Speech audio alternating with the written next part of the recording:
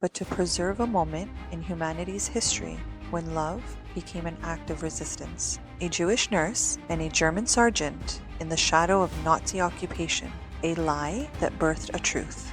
Behind her innocent face hid a terrifying truth. When meat met his gaze, she saw the same pain reflected in her countrymen's eyes. An enemy in uniform, a lost brother, or perhaps a future beloved. The stolen ring, the forged certificate, the bribed priest, all lies. But the prayer they whispered was true. When the SS left to verify their story, Miep and Karl fled to an abandoned windmill near Emmersfoort. For 512 days, they lived like ghosts.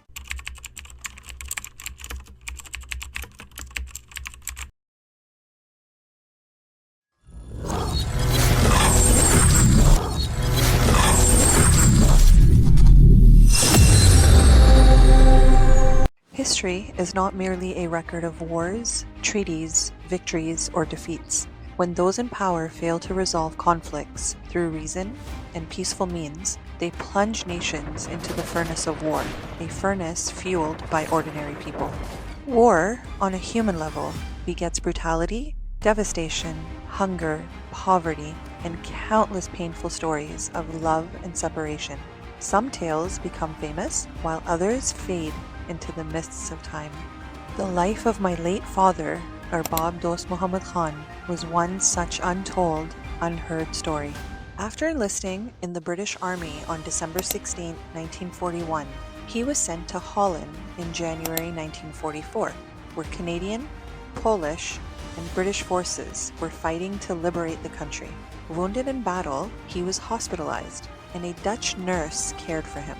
Amid the war's chaos, their bond deepened, leading to a marriage and the birth of a son. When the child took his first steps, 3 coins were placed beneath his feet, one after another, a tradition from his mother's side. My father often recounted stories from World War II, but whenever he spoke of his marriage, he never failed to mention this tender ritual. In December 1946, when my father was repatriated to India, later Pakistan, they agreed that his Dutch wife would join him after completing immigration formalities. Letters were their only means of communication, often taking months to arrive. But the turmoil of August 1947, the partition of India, severed even this fragile thread of connection. Despite his efforts as a non-commissioned officer, my father never reunited with his first family. In June 1956, he married my mother, his second wife, with whom he had 3 children, myself and my 2 sisters. He passed away on August 14, 1991, leaving behind unanswered questions about his Dutch son, our half-brother, whose fate remains unknown to this day.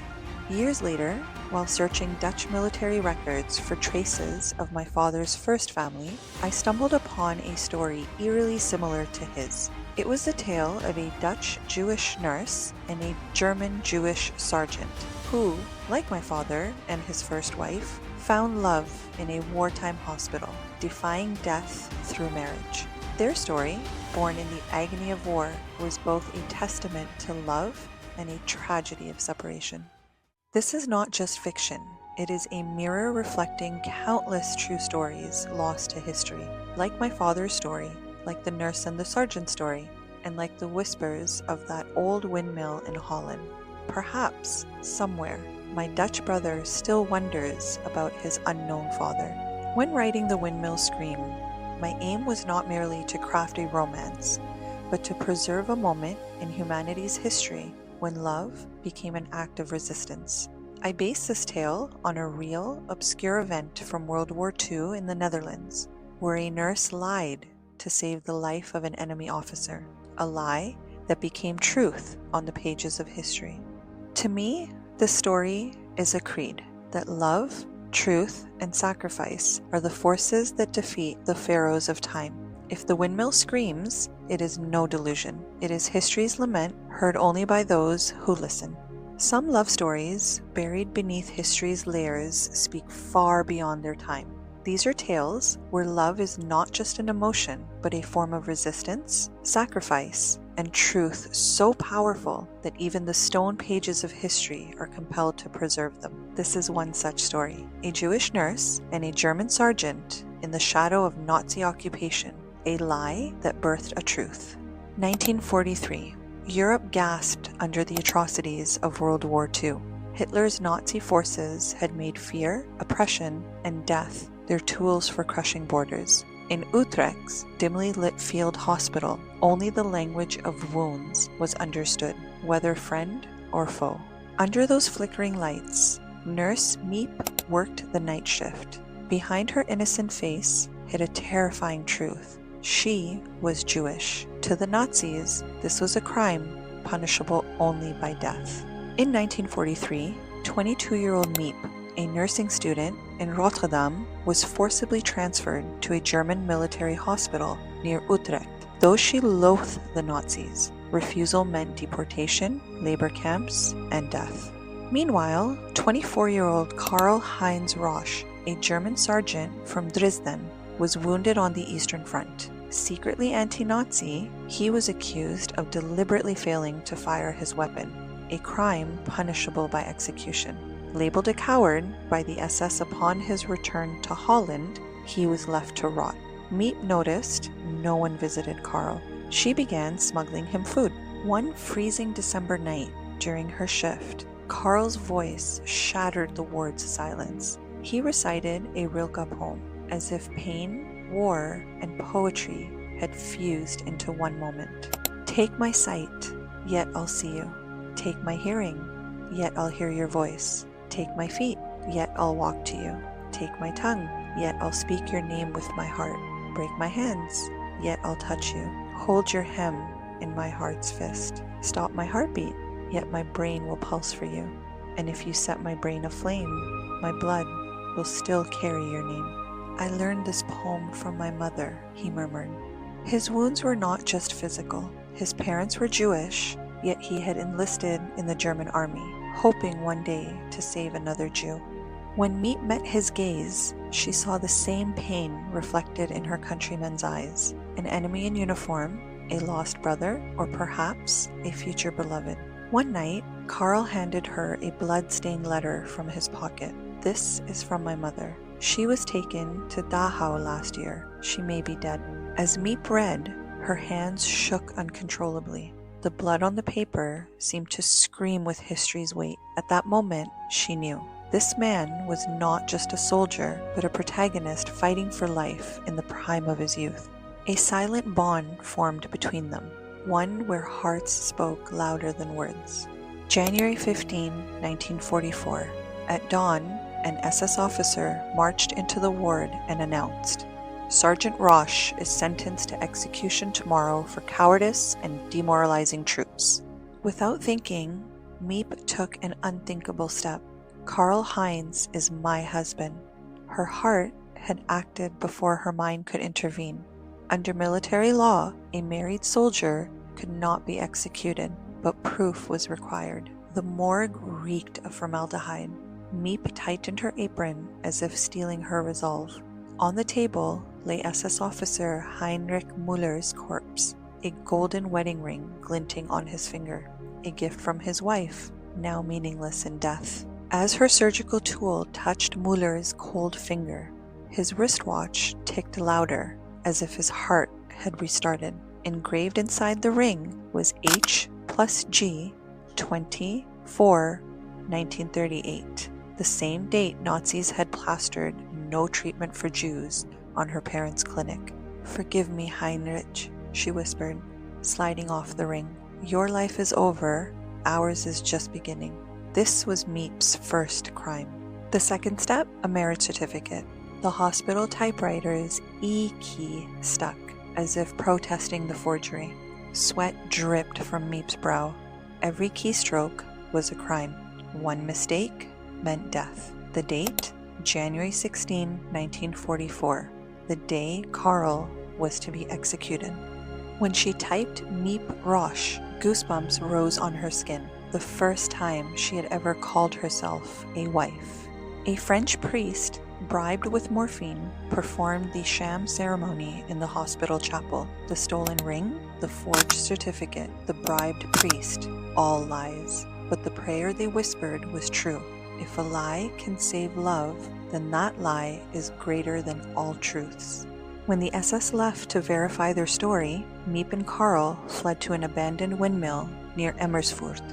When Miep and Karl were hiding in the windmill, local Dutch farmers helped them. Among them was a woman who was herself an anti-Nazi. Under the cover of night, she would secretly bring them food and medicine.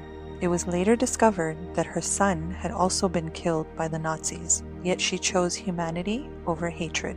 Their marriage was no longer just on paper. They spent 17 months in that windmill, enduring snowfall, fierce winds, heat, and humidity. Miep treated Karl's wounds, supported his spirit, and transformed herself into a new version of who she once was. For 512 days, they lived like ghosts. Miep treated Karl's wounds with mold scraped from the walls. They communicated in knocks. 3 meant SS patrol outside. The mill's creak became their alarm. On the 3rd floor, Karl carved M plus K, 16, 1, 44, into an oak beam with his knife, filling the grooves with what researchers later confirmed was his own blood. Miep hid a diary inside a Bible. If we die here, at least we die as husband and wife. May 1945. Canadian forces liberated the area. After 17 months in hiding, they stepped into the open air. Miep tore a Nazi banner and her white apron to make a Dutch flag, hoisting it atop the windmill. It was not just a symbol of freedom. It declared that without love, humanity is nothing, whether armed with governments, uniforms, or guns. Karl laughed for the first time. Now we're truly married, Frau Roche. They had survived, not just in body, but in soul. After the war, they moved to Nova Scotia and opened a bakery. Their creations were not just cakes, but recipes of love, their aroma lingering through time. Miep invented a cookie with a hidden note. If love is a crime, we deserve life sentences. The ring she stole from Muller was melted down and recast as M plus K, 16, 1, 1944, now displayed in a Nova Scotia museum. The bloodstained beam was rediscovered in 2001. DNA confirmed it was human. Today, visitors touch it, feeling the passion etched in history. In 2018, documentary makers recorded eerie whispers in the windmill. Some say it's Miep and Karl. Science remains skeptical, but locals swear the mill retells their story when the wind howls. At Karl's funeral in 2005, his grandson shared photos of the carvings, including one phrase: "Love hidden in silence is louder than any scream." Even now, when the wind sweeps Holland's plains, the old mill's blades sing a strange tune, like a nurse lulling her wounded beloved. Press your ear to its walls, and you might hear the rustle of a nurse's uniform, the scrape of a knife. 2 voices, tangled in time, whispering, "No law can break the bond our hearts have forged." In the study of love and history, official records are bundles of lies, while love stories are the sacred verses of an unspoken scripture. History remembers conquerors, but sometimes the stories that win over hearts leave deeper marks on time's chest. Miep and Karl's false marriage became truth. Their love, a silent rebellion against Nazi cruelty, religious hatred, and war's savagery. Truth is not always what's written on legal papers. Truth is what's inscribed on hearts with the pen of humanity, sacrifice, and love. The old windmills of love still turn, as if history cannot stop them. If you ever visit Amersfoort, touch those beams left exposed for tourists. You might feel blood that never dried. And if you hear faint laughter in the quiet night, know this: love is free from time's prison.